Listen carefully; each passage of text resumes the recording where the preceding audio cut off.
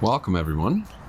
Thank you for being here. It's my second time in this beautiful garden. Last time was last June, and we were doing some cool stuff with plasma. And today we're going to be talking about multidimensional healing and how human design fits into that. So I want to start with some context to what it kind of brings about when we do this work. And when we start to understand that oftentimes we're not happy because we're not being ourselves. In human design, they call this conditioning, or it could also be trauma. Things that happen that prevent us from really accessing more of ourselves. And when we become more of ourselves, when we become really individuated, it brings about a much better experience of life. Relationships improve because people know who you are, and so they become more fulfilling when we really show up fully to them. Someone here was telling me that they're an acting coach. When an actor can hit their role perfectly, I'm sure it feels a lot different than when they're kind of, you can feel that they're not doing it. We've all watched B movies, and it's like, I don't really believe anything going on in this movie right now. But that's sort of like what happens when we're not fully being ourselves and embodying ourselves, when we're taking on something that isn't us. The problem is that there's nothing out there that really tells us who we are or how to get back there, except for these systems like human design, astrology being another one. But what I like about human design is just how specific it was. What I've also come to learn is what the information that was initially received on it. It was like Ra Uru, who discovered it.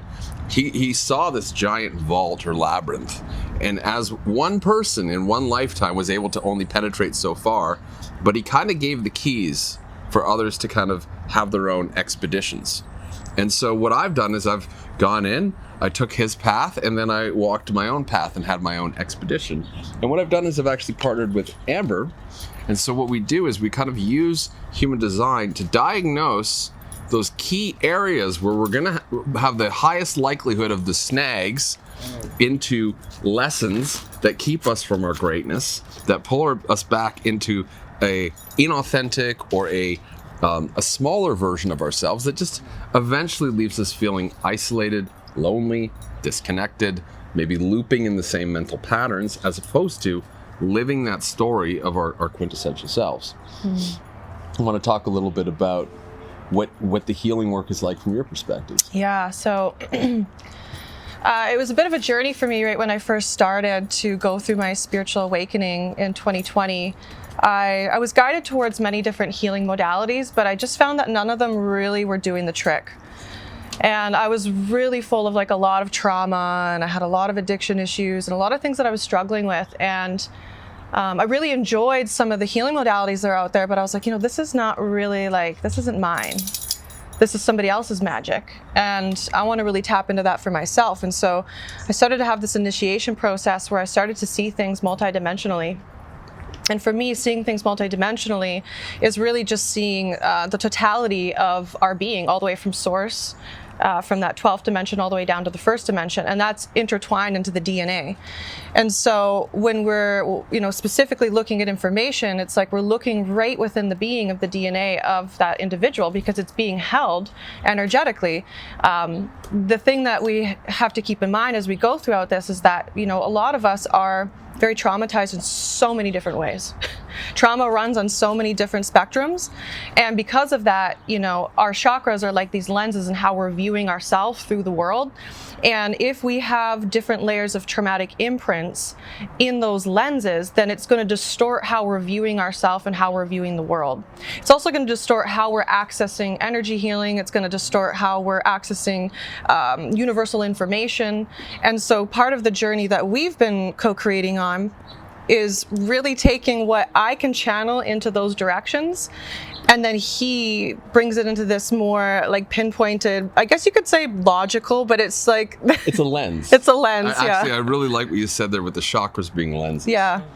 So I'll take a moment to develop on that, because human design gives us 64 lenses, and those are the 64 gates that match with the 64 codons of DNA. So she was mentioning 7 lenses or 7 chakras. You can get information, but if you're dividing things into 7, it's going to be more general than if you divide things into 64. And those 64 actually have a biological component. We've mapped the codons of DNA to the 64 gates, which means there's an amino acid assigned to each one. So it can actually get medical. And part of this work I'm finding is that we've actually now starting to see I will call pseudoscience of astrology or human design, because it's not a science yet, but it's actually starting to agree with science, DNA science, biology. Now, I think that there's a little further to go in that dance, especially before doctors and medical practitioners will accept that. But we're finding that through our sessions and being able to use these different codons of DNA to understand how consciousness creates a being. And that when we change our consciousness, we actually epigenetically change the way that our DNA operates, and we can actually see we're building new bodies. So one of the benefits of multidimensional healing, especially when paired through the lens of human design, is that we see improvements in health conditions. So oftentimes when people have chronic conditions, they've gone to the doctor, some people have had multiple surgeries and they're just like, this isn't going anywhere.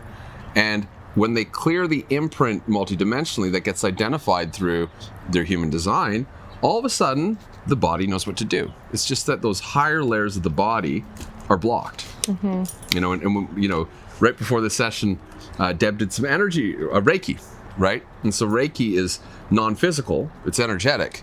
And those layers set the tone for everything else that plays. Much like we have bodies that interface with that Reiki that are setting the tone for how things develop mentally, emotionally, and physically.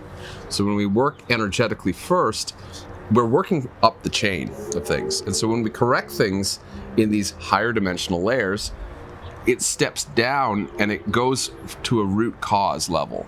And so oftentimes it doesn't take much, and sometimes people don't even feel the change. And then 3 weeks later, I just got an email today from a young man. We did a session 2 weeks ago. He's like, I normally don't feel this stuff, but I am blown away. My life changed. He's like, I had a scrolling addiction, and all of a sudden I can't use my phone for more than 20 minutes now. Because it's like it changes the operating system. Yeah, we go right into the operating system. Yeah, and often too, like whatever the issue is, whether it be relational, whether it be health, maybe it's a habit or an addiction that somebody has, there is some level of subtle information that's blocking it, or there's some interference there. And once that's cleared, it becomes much easier for the other bodies to do their thing. And so human design kind of gives us a bit of direction. I mean, the first direction is somebody who says, I got this problem. Can you help me? And I said, okay, let's take a look at your chart. We take a look at the chart, and she's sitting there, and she starts to get information that's coming to her. Like intuitive information starts to stream in. And the more I develop sort of the chart reading, the more specific her information gets. And then what ends up happening is we go back and forth with that.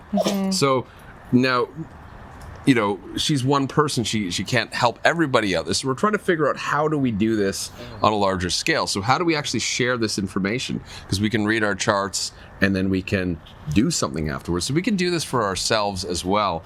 And that's one thing that we want to kind of impart today. So we're going to do some mini readings after this, and we're going to show you what that is, but we're also going to give you little tips of how you can start to do this for yourself, and also how you can look at your human design chart differently.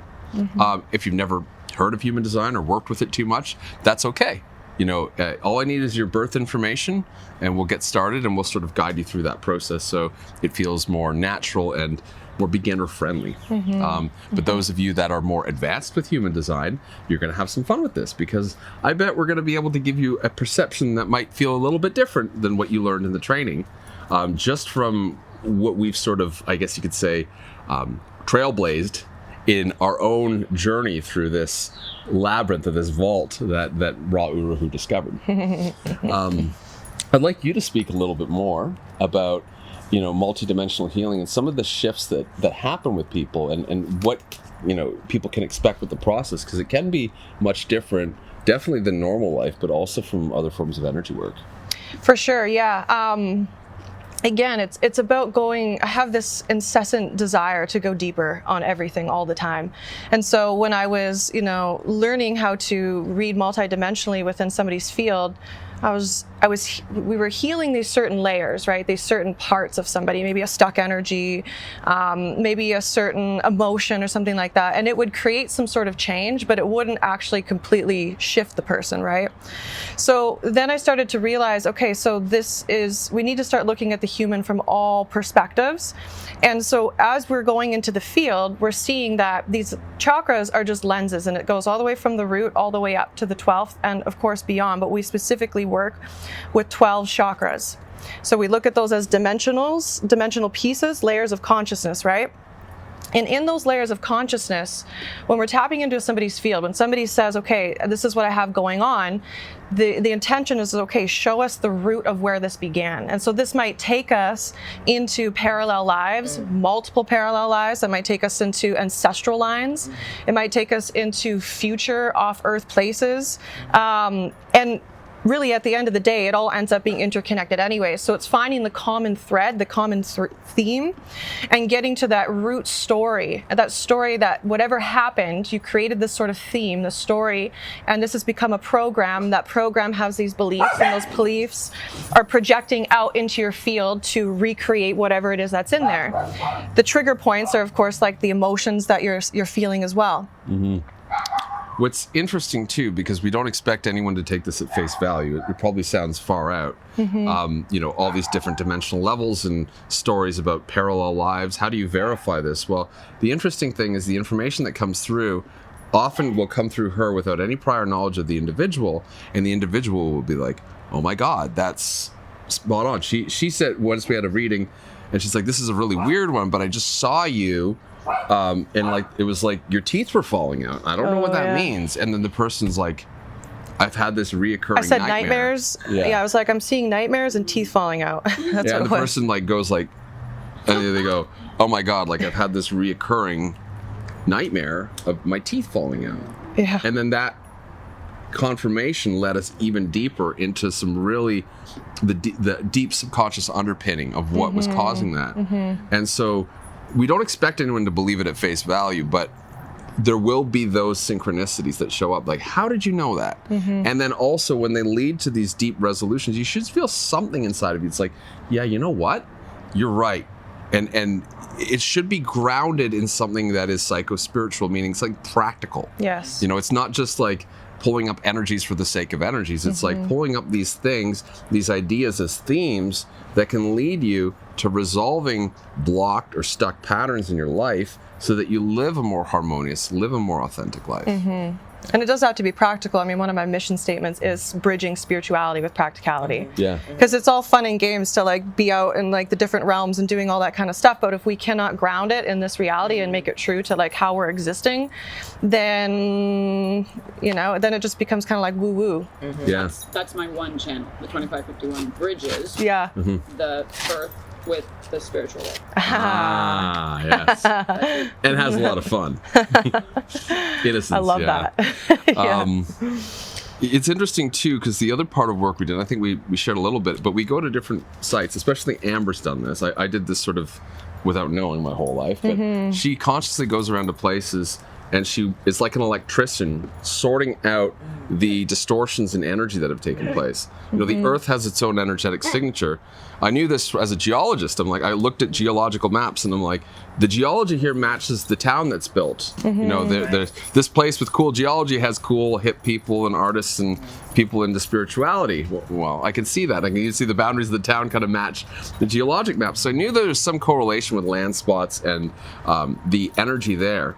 And what she's found is that there's these natural energies that exist at different places, but then also the overlays. It's almost like the land carries trauma from wars, from politics, empires, industry, these various things that then change that dynamic. And you can see places that had a very beautiful energetic signature also then become plagued by, mass addiction issues or crime or stuff like that starts to really erode the fabric of not just human life but all life in that area. So part of her work you can speak about, but I'd really love you to speak about that. Maybe even share what was coming through when we were walking around Santa Monica yesterday. Yeah, so this part of the mission is just like my utmost absolute favorite thing to do in the whole entire world.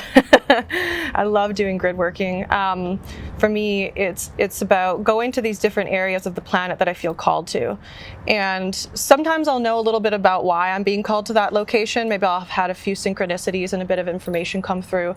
But typically I like to go in blind because I like to just see how the story unfolds. And so in these certain locations, our soul will guide us to locations where we have been before. And it's guiding us there because there's going to be some sort of experience that you're going to have to reclaim parts of yourself. And as we start to consciously work with the planet on the earth on that, then we can start to really heal these really fragmented parts of ourselves that have been traumatized. And this is not just happening for ourselves. I mean, this is, of course, on a broader scale, some of the bigger things that have happened. And so, on an individual level, yes, I'm drawn to these locations because it's like soul reclamation, soul retrieval, basically. And I start to remember things about myself by going to these locations and why I'm here. But the other aspect of it is, being of service to the collective and what is acting as these overlays, which then are like distorted information. So just like in the chakras, if you have trauma stored in your chakras, it's going to kind of distort your view and your lens of yourself and your life. Well, of course, it's the same with the planet, right? And so if we have these different locations on the planet that are vortexes, power points, we can call them chakras, you can call them ley lines, whatever you want to call them, then people who live there, they're going to get a distorted version of reality through that, whatever's happened. So when I go to these locations, like coming here, we were walking through Santa Monica yesterday, and I wasn't actually intending for any of this to happen. I was just walking, and all of a sudden I just feel like we're on the promenade buying bathing suits. Yeah. Like it was not like a spiritual outing at all. It was just like a regular outing. But all of a sudden I just felt like reality shift. And I was like, whoa, okay, like there's something coming through. And I kind of like lose track of what's happening around me, and I can see something playing out from another timeline. And what I saw was that in a more ancient timeline in Santa Monica, there were, of course, these medicine doctors. And what was happening is people would come to Santa Monica, and of course LA specifically, because the water here underneath, the underground water networks are very healing. There's something about the property of the water. Like fountain of youth. Fountain of youth is what I picked up on. And so there's this eternal, we can call it like eternal damnation curse that I saw that has been placed over the land, so that instead of people tapping into their eternal youth, which is of course within the waters of the land, but within the waters within ourselves, connected to the womb, the sacral, within ourselves, within the planet, individuals are seeking eternal youth outside themselves through spending so much money on like supplements and going to the gym and cosmetic surgeries and things of this nature, right? And so when we were tapping into that, we were saying, okay, that's so interesting because, where we just come from in Maui, there was a similar type of frequency of like the fires, a fire that happened in Lahaina and then the ones in the Palisades. And I thought, well, why are these specific fires being targeted in these certain locations? And we're seeing this common thread that these specific locations where it's happening, there is this, this like eternal youth frequency. And it's connected to the womb, and it's connected to some of these darker overlays that we see specifically with women, where, this one gets a little bit trickier to talk about, but, essentially we know that here on planet Earth, there's been a huge suppression of the femininity, right, of feminine frequencies. And there's also been a lot of trauma in terms of children being raised by traumatized mothers as well, right? And so we can call this the dark mother, the dark feminine. And so then this shows up as more separation on the planet of women trying to reclaim their authority, their sexuality, they're trying to reclaim their freedom. But then it's like in opposition to the masculine, right? F men, and we don't need them, and men are the worst, and all this kind of stuff. And it's like, although there is truth, it's like on both ends of the spectrum, all of us, men and women, have also played into hurting one another. Mm-hmm. It's like one of them hurts the other, then retaliate and hurt the other. And so it's just this constant power grab back and forth.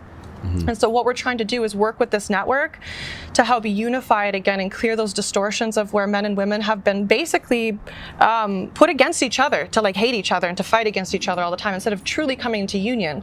And we want this not only externally, but we want this internally. We want to be in union within ourselves. Everybody is seeking that. To be in union with self is to be in union with source. And once we have that, then we find our counterpart.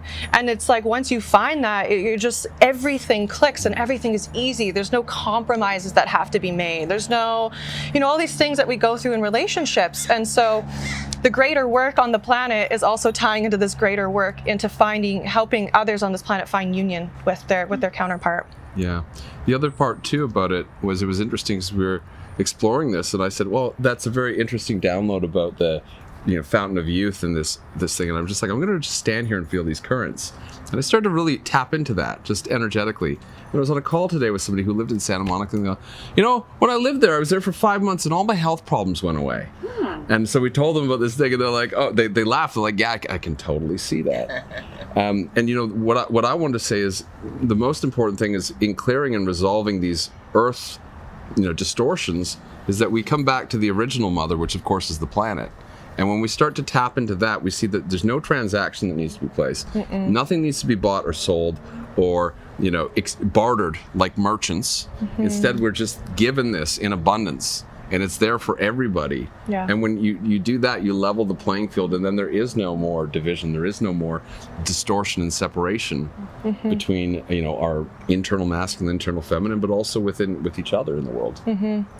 Yeah, and it's interesting since I've been here because I got this message that came through this morning. I've been having like a ton of pains in my womb, and I was like, oh man, this doesn't feel so good. And then I had this message come through of like, yeah, you're healing with the land here. Like the land is bringing that up for you. And I was like, oh, okay, yeah. And then it made sense because we had that session then with this woman this one morning, and she's like, yeah, I was totally healed when I lived there. So it's like the land is naturally always trying to put us back into balance within ourselves. And if we can be more in tune with that, and that's what I love teaching people how to do, is how to tune into the land and to read those frequencies and see how it's trying to help you, essentially. Yeah. The interesting thing I want to say on this too is this might sound like, okay, well, what places do I go to and how do I know what the energies are? Well, the funny thing is that the places she was drawn to, and I pulled up her astrocartography map, which is the lines that run with different parts of the world, and we looked at the human design gates for it. It's like we were almost laughing with the themes that were coming up there because they're spot on. Yeah. She just got there intuitively, and I sort of got there more analytically through that. So it's interesting because there's a correlation with our soul's blueprint through astrocartography in the different places around the world. Yeah. So I guess what we're getting at is reclaiming our multidimensional nature is work we can do anywhere. It's work we do within, but it's also work we can do in the world at certain power points. Yeah. And so that's the fun part. And if you like travel, well, then maybe there's places you got to be there for one reason or another. And we have all these tools to help us get clearer on this within ourselves. And I think that's ultimately what I was always seeking on my journey. I was like, I know I'm here to help heal dis-ease within myself, within others, within the planet, but like my skill set only went so far. And now we're coming together to bring this together, and we want to help other people find that and discover that within themselves. And it's just really amazing when we have sessions what we're seeing happen. Yeah. It's crazy. Speaking of sessions, let's go do some mini readings. Yes. Yeah. Thank you. Thank you. Thank you. I know some people